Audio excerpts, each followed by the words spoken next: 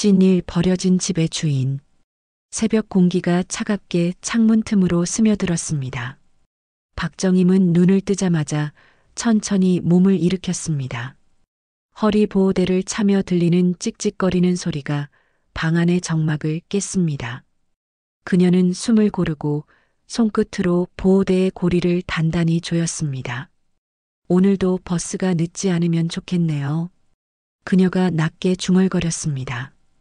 현관문을 나서자 복도에 형광등이 하나둘 켜졌습니다. 이웃집 문틈 사이로 은은한 김치 냄새가 흘러나왔습니다.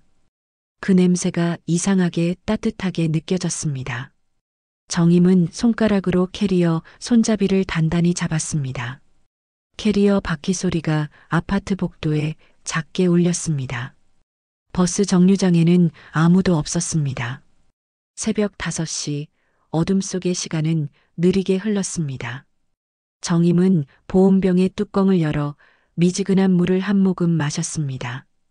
입안이 따뜻해지자 마음도 조금 풀리는 듯 했습니다. 버스가 멈춰 서자 그녀는 익숙한 자세로 타서 맨 뒷자리에 앉았습니다. 창문 밖으로 스쳐 지나가는 네온 사인이 반쯤 잠든 도시를 비추었습니다. 그녀는 머릿속으로 오늘의 일정을 정리했습니다. 첫 번째 집은 이 시간쯤 도착해야 하고 두 번째 집은 오전 7시 반. 목소리는 작았지만 단단했습니다. 첫 번째 일터는 오래된 주택이었습니다. 도착하자마자 마당의 낙엽이 눈에 들어왔습니다. 낙엽은 쓸어야겠어요. 그녀는 대문을 열고 마당을 천천히 쓸기 시작했습니다. 나무 자루가 손바닥에 닿을 때마다 오래된 굳은 살이 느껴졌습니다. 빗자루질을 마치고 집 안으로 들어서자 쌓인 먼지가 햇빛에 반짝였습니다. 그녀는 한쪽 무릎을 굽히며 걸레질을 시작했습니다.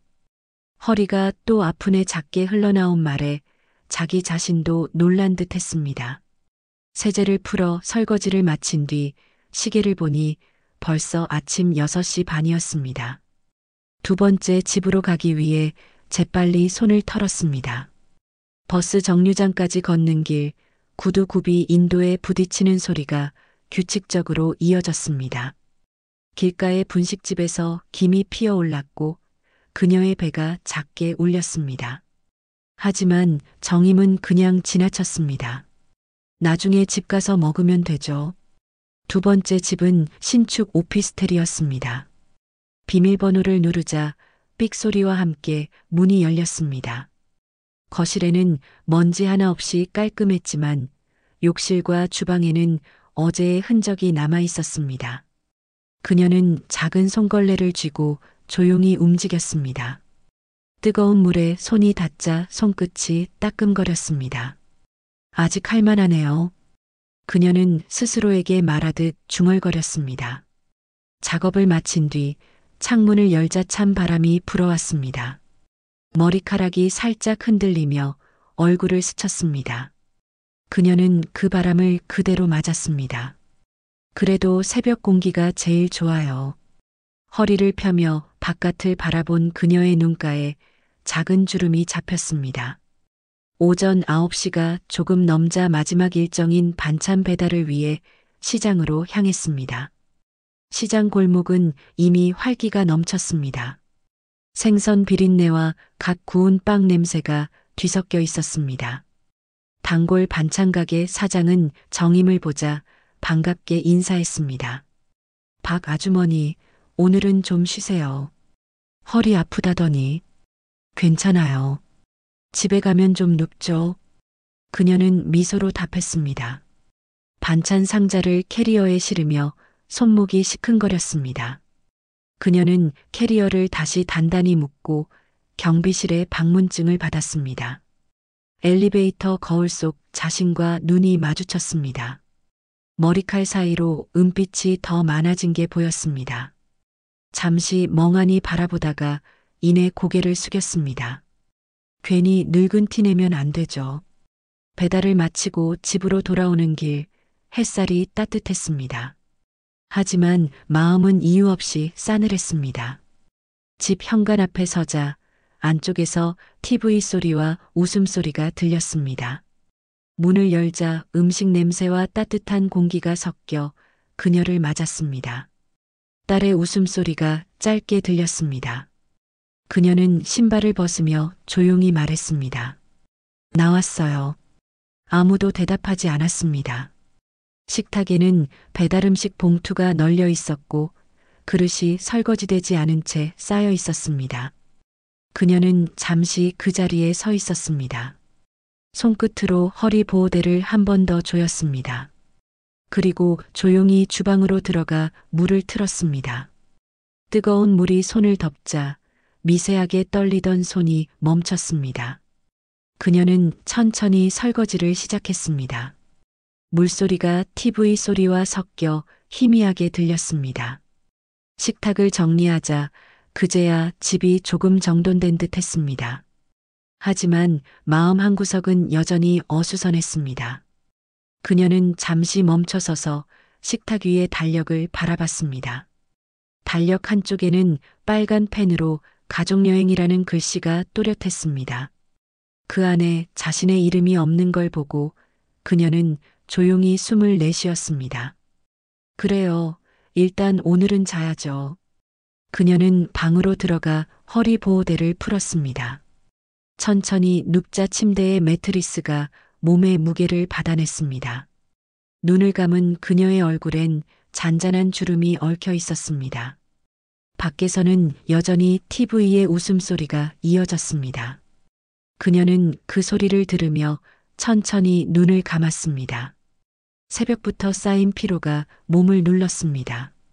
그리고 아주 천천히 깊은 한숨이 방 안으로 스며들었습니다. 박정임은 병원에서 돌아온 지 사흘째 되는 날 오전 햇살에 눈을 떴습니다. 허리 수술 부위는 아직 욱신거렸고 보호대를 벗으면 숨을 쉬는 것조차 불편했습니다. 침대 옆 테이블에는 약 봉투와 진통제 병이 가지런히 놓여 있었습니다. 그녀는 천천히 몸을 일으켜 창문을 열었습니다. 차가운 공기가 방 안으로 밀려들며 마른 냄새를 씻어냈습니다. 엄마, 일어나셨어요? 딸의 목소리가 거실 쪽에서 들려왔습니다. 응, 이제 막 일어났어. 정임은 조심스럽게 문턱을 넘어 부엌으로 향했습니다. 딸 선주는 식탁에 앉아 노트북으로 일을 하는 듯 보였고 사위 동혁은 소파에 누워 TV를 보고 있었습니다. 허리 괜찮아요? 너무 무리하지 마세요. 동혁이 화면에서 눈을 떼지 않은 채 말했습니다. 그녀는 그 말의 끝에 담긴 냉기가 마음에 걸렸습니다. 괜찮아요. 금방 나을 거예요. 부엌 싱크대 위에는 어제 남은 그릇들이 쌓여 있었습니다. 손을 데려다 보호대를 만지작거리며 멈췄습니다. 아니, 오늘은 좀 쉬라고 했잖아요. 스스로를 다독였지만 손끝은 이미 고무장갑을 찾고 있었습니다. 그녀는 천천히 수도꼭지를 틀었습니다. 따뜻한 물이 흘러나오자 마음이 조금 진정되었습니다. 엄마, 그거 제가 할게요. 선주가 말했지만 시선은 여전히 노트북에 고정돼 있었습니다. 괜찮아. 그냥 몸풀 겸 하는 거야. 정임은 미소를 지었지만 그 미소는 오래가지 않았습니다. 사위의 시선이 잠깐 그녀의 허리 보호대 위로 스쳤습니다. 그는 작은 한숨을 쉬며 말했다. 엄마, 무리하시면 안 돼요. 그러다 또 아프면 병원비는 누가 내요? 그 말에 정임의 손끝이 잠시 멈췄습니다. 설거지물 속의 거품이 찬물에 섞여 사라졌습니다. 그녀는 그 한마디가 마음 깊은 곳에 작은 흠집을 냈다는 걸 느꼈습니다. 무렵 식탁 위에는 선주의 손으로 차린 반찬 몇 가지가 올려졌습니다. 하지만 밥상에는 정임의 자리가 없었습니다. 딸과 사위, 손녀가 앉아 웃으며 밥을 먹는 동안 그녀는 부엌 쪽 의자에 조용히 앉았습니다. 엄마, 미역국 좀 드실래요? 선주가 형식적으로 물었고 정임은 고개를 저었습니다. 난 괜찮아. 입맛이 좀 없네. 그녀는 식탁 끝에서 그 모습을 바라보며 물컵을 손에 쥐었습니다. 유리컵의 차가움이 손바닥으로 스며들었습니다. 식사가 끝난 뒤 사위가 말했습니다. 이번 주에 가족여행 가기로 했잖아요. 예약 다 됐어요. 그래, 좋네. 어딜 가는데요? 정임이 물었습니다. 엄마는 그냥 쉬셔야죠. 허리도 안 좋으신데 여행은 무리예요. 그녀의 표정이 순간 굳었습니다. 딸은 대답 대신 식탁을 닦으며 시선을 피했습니다. 괜찮아요. 다녀와요. 그녀는 힘겹게 웃었습니다. 그 미소에는 억지로 눌러 담은 체념이 섞여 있었습니다. 저녁이 되어 집안이 조용해졌습니다. 손녀의 웃음소리와 TV 예능의 밝은 음악이 부엌까지 흘러왔습니다. 정임은 방 안에서 작은 여행 가방을 꺼냈습니다. 가방 안에는 병원에서 받은 서류와 진통제, 그리고 오래된 사진 한 장이 들어 있었습니다. 사진 속에는 젊은 시절의 그녀와 어린 선주가 활짝 웃고 있었습니다. 그녀는 손끝으로 사진의 모서리를 쓸어내렸습니다. 그땐 정말 좋았는데 작은 목소리가 새어나왔습니다. 거실 쪽에서 사위의 웃음소리가 들려왔습니다. 그 웃음이 어쩐지 벽을 타고 방 안까지 스며들었습니다. 그녀는 눈을 감았습니다. 한숨이 목끝까지 올라왔다가 다시 가라앉았습니다. 몸을 돌려 침대에 눕자 허리의 통증이 다시 찾아왔습니다. 그녀는 베개를 가슴에 끌어안았습니다. 괜찮아요. 아직 괜찮아요. 그 말은 자신을 위로하기 위한 주문처럼 들렸습니다.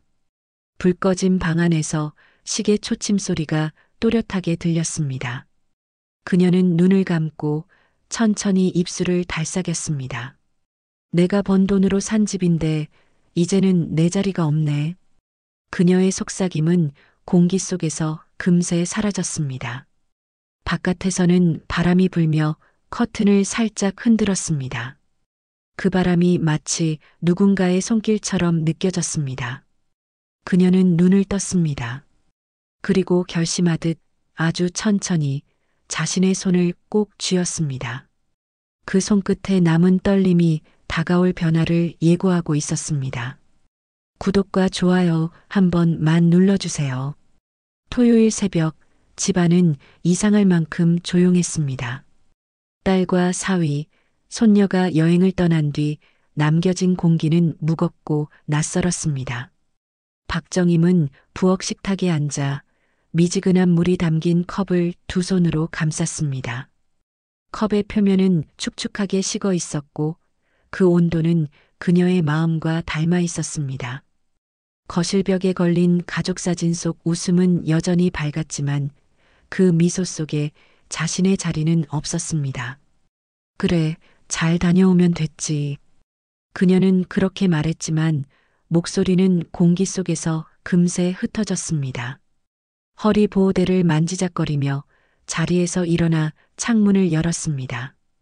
바람이 커튼을 흔들고 찬 공기가 얼굴을 스쳤습니다. 그 순간 쓸쓸함이 아닌 이상한 평온이 마음을 덮쳤습니다. 그녀는 스스로에게 속삭였습니다. 이제 좀 쉬어야겠네요. 정말로. 냉장고 문을 열자 텅 빈 공간이 드러났습니다.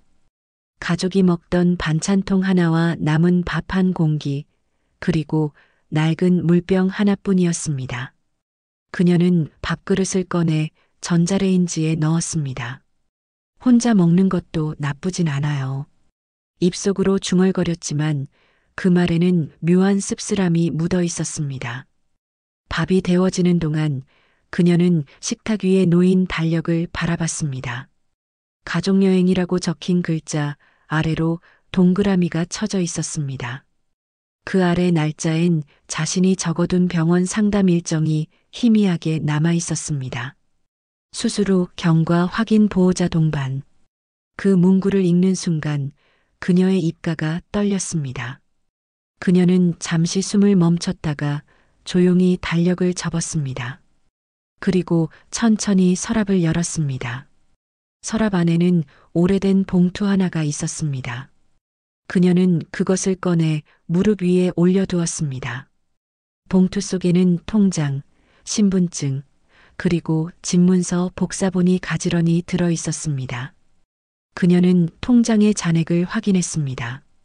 4,287만 원. 그 숫자를 바라보며 마음 한켠이 묘하게 따뜻해졌습니다. 그건 자신이 평생 모은 돈이었고 세상에서 유일하게 자기 힘으로 가진 것이었습니다. 정임은 자리에서 일어나 벽장문을 열었습니다. 그 안에는 한때 여행용으로 쓰던 캐리어가 놓여 있었습니다. 손잡이에 먼지가 앉아 있었고 바퀴는 약간 삐걱거렸습니다.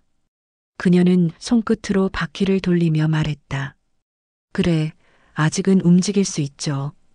조심스럽게 캐리어를 꺼내 방 한가운데에 놓았습니다. 옷장을 열어 단정한 블라우스, 얇은 스웨터, 속옷 몇 벌을 차곡차곡 넣었습니다.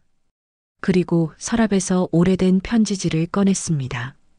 그녀는 조심스럽게 펜을 들어 글씨를 써내려갔습니다. 선주야, 엄마는 이제 그만 일하고 싶다. 이 집은 내가 좋아서 산 집이 아니라 내가 평생을 걸어 지켜온 집이야. 엄마는 잠시 바다 보러 다녀올게. 허리도 마음도 좀 쉬어야 할 것 같구나. 너무 걱정 말고 다녀와서 얘기하자. 글을 다 쓰고 펜을 내려놓는 손끝이 약간 떨렸습니다.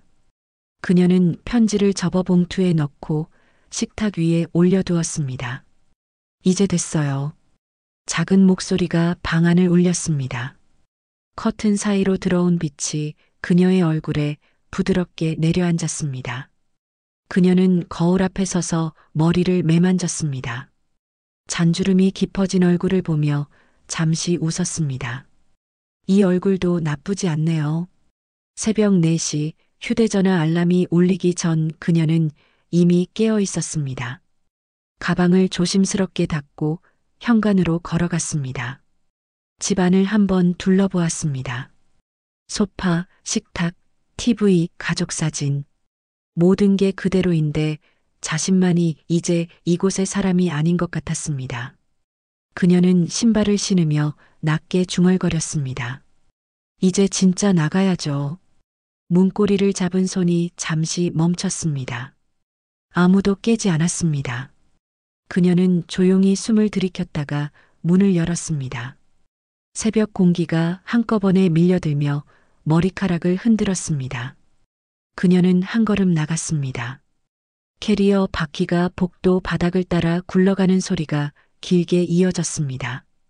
엘리베이터 앞에 서서 버튼을 누르는 동안 손끝이 차가웠습니다. 괜찮아요. 이제 괜찮아요. 스스로를 향한 그 말은 이번엔 거짓이 아니었습니다. 엘리베이터 문이 열리자 그녀는 조용히 탑승했습니다. 거울 속 자신의 눈빛은 어제와 달랐습니다. 두려움보다 단단한 무언가가 자리 잡고 있었습니다. 문이 닫히고 층수가 하나씩 줄어들었습니다. 1층에 도착하자 문이 열렸고 새벽 공기가 다시 밀려들었습니다. 그녀는 하늘을 올려다보았습니다. 희미하게 밝아오는 동쪽 하늘에 새벽별 하나가 남아 있었습니다. 그녀는 작은 미소를 지었습니다. 그리고 캐리어를 끌며 조용히 걸어나갔습니다. 뒤돌아보지 않았습니다. 이제 진짜로 자신의 인생을 향한 길이 열리고 있었기 때문입니다. 버스가 굽이진 해안도로를 따라 달릴 때 창밖에는 새벽빛이 희미하게 번졌습니다. 박정임은 창문에 이마를 살짝 기댄 채 바람에 섞인 짠내를 느꼈습니다. 도시의 공기와는 전혀 다른 냄새였습니다. 여기가 맞을까요? 그녀는 낯선 풍경을 바라보며 속으로 중얼거렸습니다. 버스가 멈추고 기사 아저씨가 강릉 정동진이요 하고 외쳤습니다.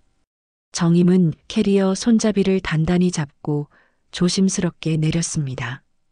버스가 떠나고 조용한 도로 위에 그녀만 남았습니다. 바람이 머리카락을 흩날렸고 저 멀리 바다가 반짝였습니다. 그녀는 바다 쪽으로 천천히 걸었습니다. 발밑에 모래가 부드럽게 발목을 감싸며 흔적을 남겼습니다. 멀리 파도 소리가 들려왔습니다. 그 소리는 마치 오랜 친구의 목소리처럼 따뜻했습니다. 그녀는 무심코 미소를 지었습니다.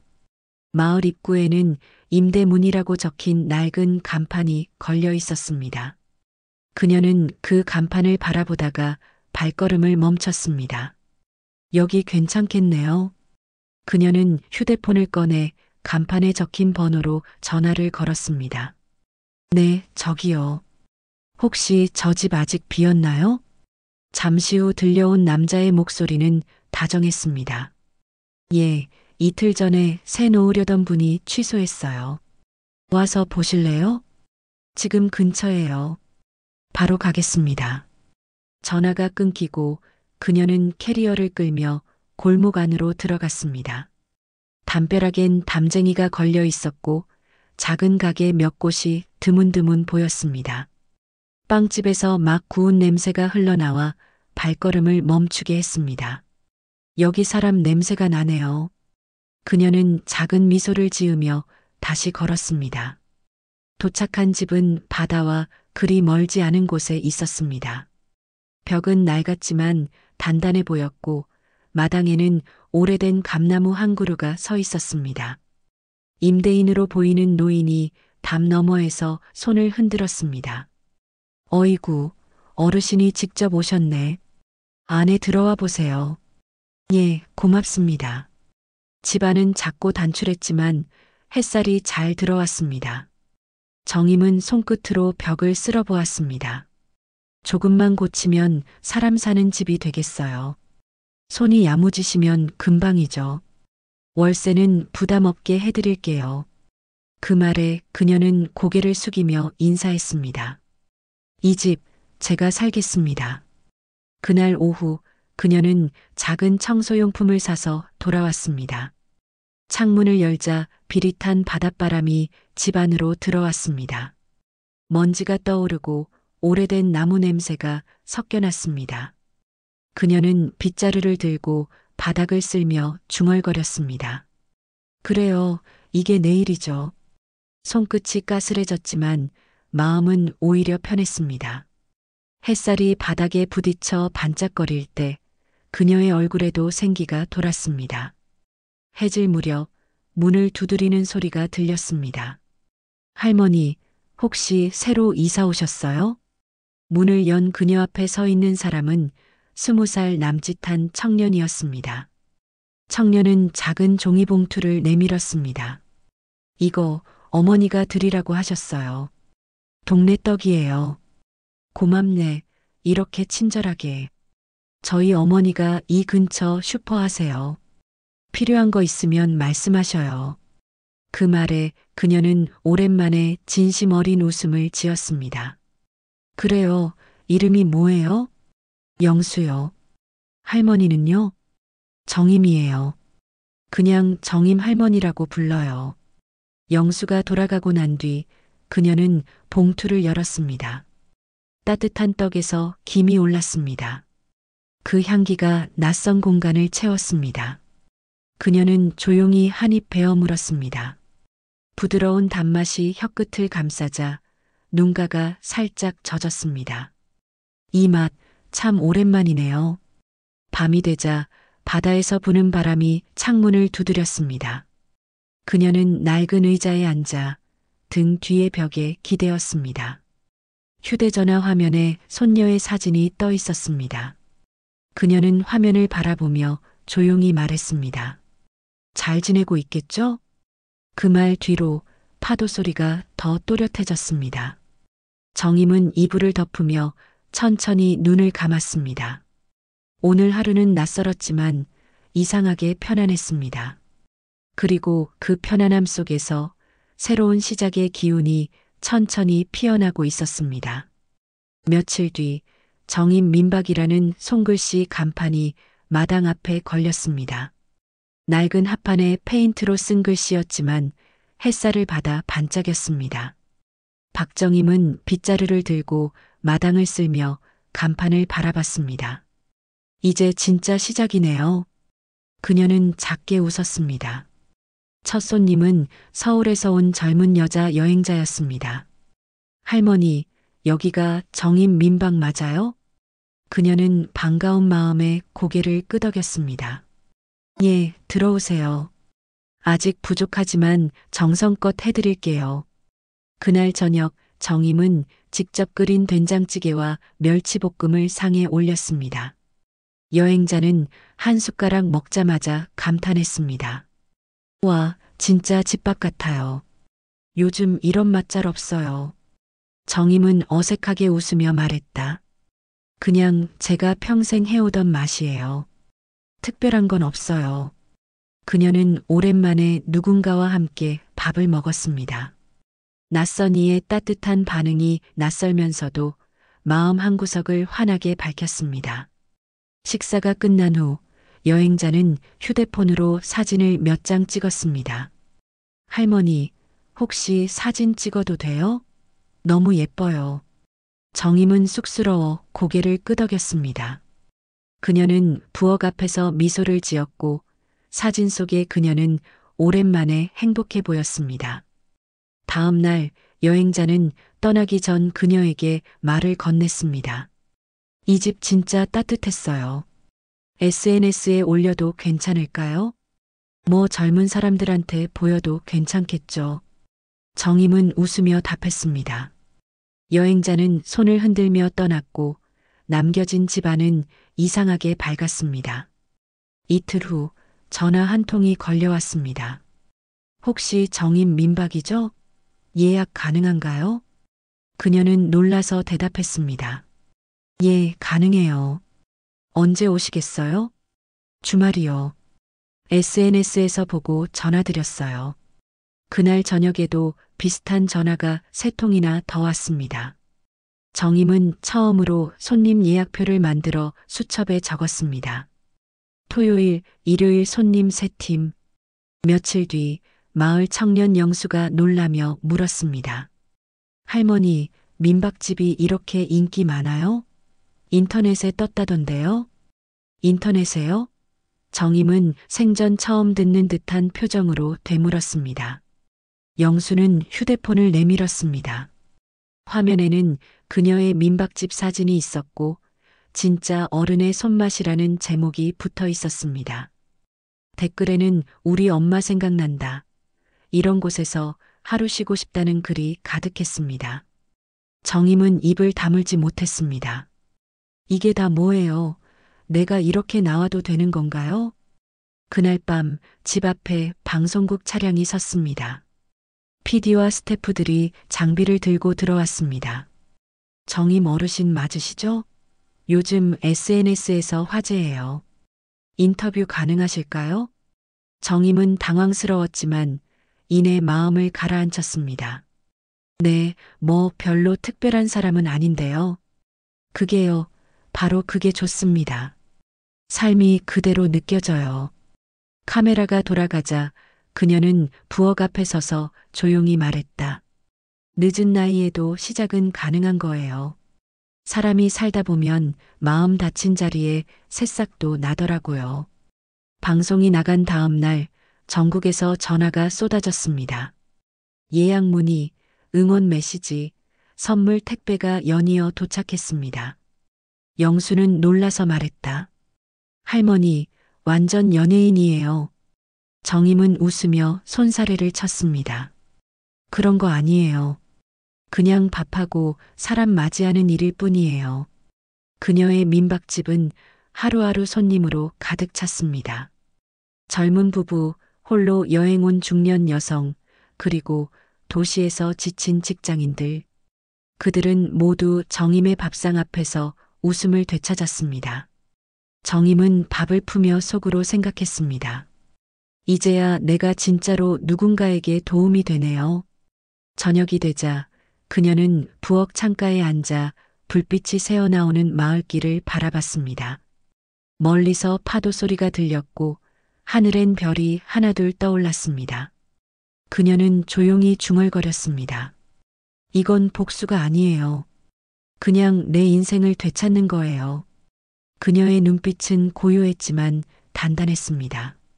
이제 그녀는 세상의 조명을 받는 사람이 되었고 그 조명 아래에서 비로소 자신을 잃지 않는 법을 배우고 있었습니다. 비가 내리던 저녁, 마당의 흙길이 촉촉이 젖어 있었습니다. 박정임은 마루 끝에 앉아 감입차를 마시고 있었습니다. 찻잔에서 피어오르는 김이 희미하게 흔들릴 때 문을 두드리는 소리가 들렸습니다. 똑똑. 그녀는 천천히 일어나 문 쪽으로 걸어갔습니다. 문을 열자 비에 젖은 딸 선주와 손녀가 서 있었습니다. 엄마. 그 한마디에 정임의 손이 멈췄습니다. 딸의 어깨는 젖은 머리카락과 함께 떨리고 있었습니다. 손녀는 고개를 숙인 채 울먹였습니다. 할머니, 보고 싶었어요. 정임은 말없이 두 사람을 안으로 들였습니다. 얼른 들어와요. 감기 걸리겠어요. 그녀는 수건을 꺼내 딸과 손녀의 머리를 닦아주었습니다.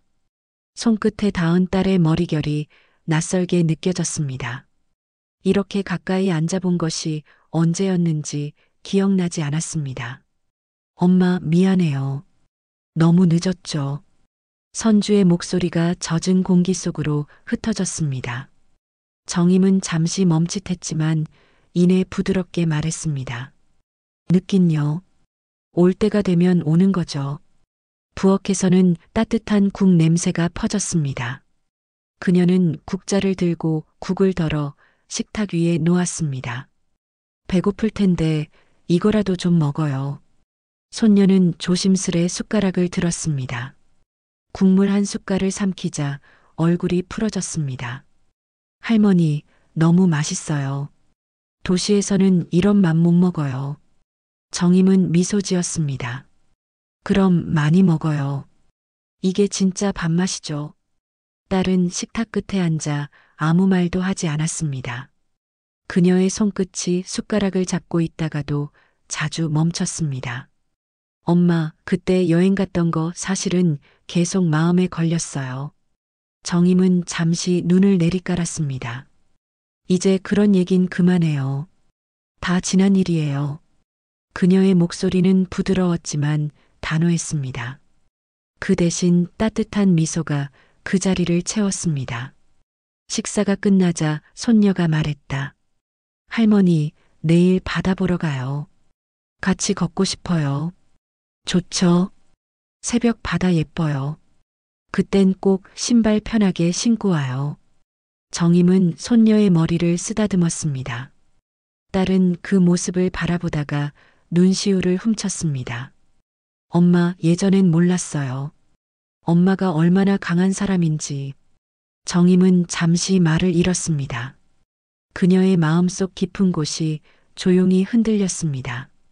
강해서 산 게 아니라 살다 보니 강해진 거예요.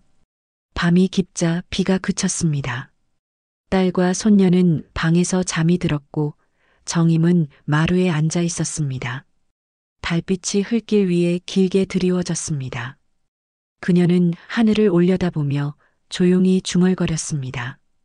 이제 정말 괜찮아요. 미움도 서운함도 다 흘러갔어요. 그녀의 손에 감입차 향이 남아 있었습니다. 그 향이 바람에 실려 조용히 집 안으로 스며들었습니다. 그녀는 눈을 감았습니다. 비로소 진짜 평화가 찾아온 듯 했습니다. 박정임은 조용히 눈을 떴습니다. 방 안에는 전날 함께 묵은 딸과 손녀의 숨소리가 고르게 퍼져 있었습니다. 그녀는 조심스레 자리에서 일어나 부엌으로 향했습니다. 커피포트에 물을 붓고 불을 켰습니다. 물이 끓는 동안 바깥에서 갈매기 소리가 들려왔습니다.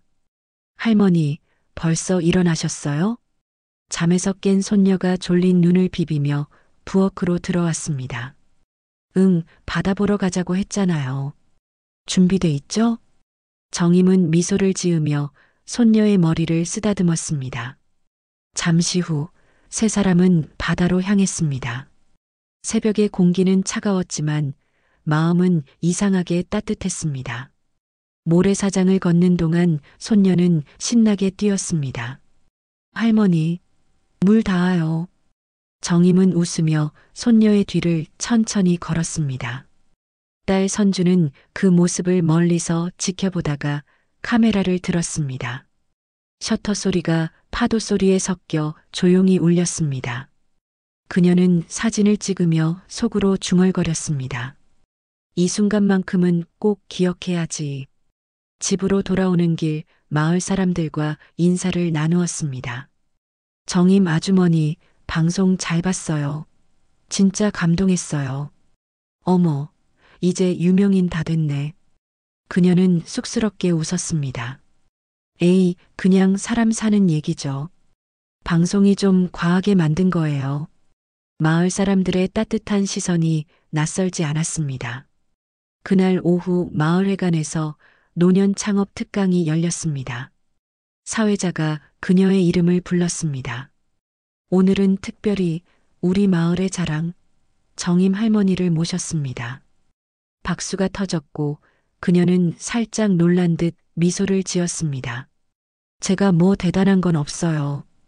그녀는 마이크를 두 손으로 잡고 천천히 말을 이었습니다.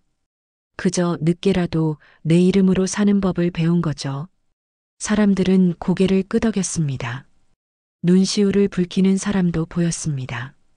강연이 끝난 뒤 한 기자가 다가왔습니다. 정임 어르신, 요즘 인생이 완전히 달라지셨네요. 앞으로의 계획이 있으신가요? 그녀는 잠시 생각하다가 대답했습니다. 계획이라기보다 그냥 내일 아침에도 밥 짓고 손님 맞이하는 거예요. 그게 지금 제일 좋은 일상이에요. 기자는 미소를 지으며 연신 고개를 끄덕였습니다. 며칠 후 정임의 바다 간판이 새로 걸렸습니다. 영수가 직접 만든 나무 간판이었습니다. 정임의 바다 마음이 머무는 집. 그녀는 그 문구를 읽으며 눈을 가늘게 떴습니다. 이제야 진짜 내 이름 같아요. 그날 밤 민박에는 젊은 손님들이 가득했습니다. 그들은 저녁 식탁에 둘러앉아 박정임의 음식을 먹으며 웃었습니다. 된장찌개의 고소한 냄새, 생선구이의 바삭한 소리, 그리고 웃음소리. 그 모든 것이 어우러져 하나의 풍경이 되었습니다. 정임은 그 모습을 바라보다가 부드럽게 말했다. 여러분, 인생은요. 다시 시작할 수 있어요. 늦었다고 생각해도 괜찮아요. 밤이 깊자 손님들이 하나둘 방으로 들어갔습니다. 정임은 마당에 서서 하늘을 올려다보았습니다. 별들이 소복이 쏟아질 듯 반짝였습니다. 그녀는 조용히 손을 모았습니다. 고마워요, 세상. 그리고 나 자신도. 그녀의 눈빛엔 오랜 고통이 아닌 단단한 평화가 머물러 있었습니다. 이제 그녀의 인생은 누구의 엄마가 아닌 박정임이라는 이름으로 다시 피어나고 있었습니다. 박정임은 마당 앞 평상에 앉아 따뜻한 차를 한 모금 마셨습니다. 바람이 부드럽게 얼굴을 스쳤고 머리칼이 살짝 흔들렸습니다. 마을 어귀에서는 닭이 울었고 먼동이 터오르며 하늘이 붉게 물들었습니다. 그녀는 두 손으로 찻잔을 감싸주며 바다를 바라봤습니다. 이제 하루가 또 시작되네요. 그 말엔 피곤보다도 감사가 담겨 있었습니다. 문이 열리고 손녀가 잠에서 깬 얼굴로 뛰어나왔습니다. 할머니, 오늘 아침엔 뭐해요? 감자전 해볼까요? 내가 좋아하잖아요. 좋아요. 할머니가 하면 진짜 맛있어요. 정임은 웃으며 부엌으로 향했습니다. 뒤이어 딸 선주도 나와 모자를 썼습니다. 엄마, 오늘 장날이에요. 같이 갈래요? 그래, 같이 가요. 감자도 좀 사야죠. 세 사람은 함께 장으로 향했습니다. 시장에는 웃음소리가 가득했고 사람들의 인사가 끊이지 않았습니다. 정임 아주머니, 방송 잘 봤어요. 여전히 예쁘시네. 아이고, 그만 좀 놀리세요. 그녀는 웃으며 감자를 고르고 딸은 옆에서 흥정했습니다. 손녀는 노란 풍선을 손에 들고 이리저리 뛰었습니다. 그 모습이 햇살 아래서 반짝였습니다. 집으로 돌아온 뒤 부엌에서는 감자전 굽는 소리가 났습니다. 노릇하게 익은 전의 향이 마당까지 퍼졌습니다. 냄새 진짜 좋다. 손녀가 입을 벌리고 말했습니다. 그럼 할머니가 만든 건 뭐든 맛있죠. 딸의 말에 정임은 미소를 지었습니다. 세 사람의 웃음소리가 집안 가득 울려 퍼졌습니다. 식사를 마치고 나서 정임은 손녀와 함께 바닷가로 나갔습니다. 모래 위에 앉아 발끝으로 파도를 느꼈습니다. 하늘은 높고 바다는 부드럽게 반짝였습니다. 손녀가 조심스레 물었습니다. 할머니, 여긴 언제까지 있을 거예요? 정임은 잠시 바다를 바라보다가 대답했습니다. 글쎄요. 바다가 그만 오라 할 때까지요. 그녀의 목소리는 잔잔했지만 단단했습니다. 집으로 돌아와 방 한켠의 사진 액자를 바라봤습니다. 그 안에는 젊은 시절의 그녀와 딸이 웃고 있었습니다. 그녀는 액자를 들어 먼지를 살짝 털었습니다. 이제 정말 괜찮아요. 이제는 후회도 미움도 다 흘려보냈어요. 그녀의 눈빛에는 지난 세월의 상처 대신 평온함이 머물러 있었습니다. 그날 밤 바람이 불어 창문이 흔들렸습니다. 정임은 불을 끄고 침대에 누웠습니다. 바깥에서 들려오는 파도 소리가 귓가를 맴돌았습니다. 그녀는 눈을 감으며 중얼거렸습니다. 오늘 하루도 고마워요. 그 말과 함께 미소가 스쳤습니다. 그리고 그 미소는 밤의 고요 속에서 천천히 퍼져나갔습니다. 바다는 여전히 출렁였고 정임의 바다 간판 아래에는 작은 등불이 켜져 있었습니다. 그 불빛은 파도에 반사되어 부드럽게 흔들렸습니다.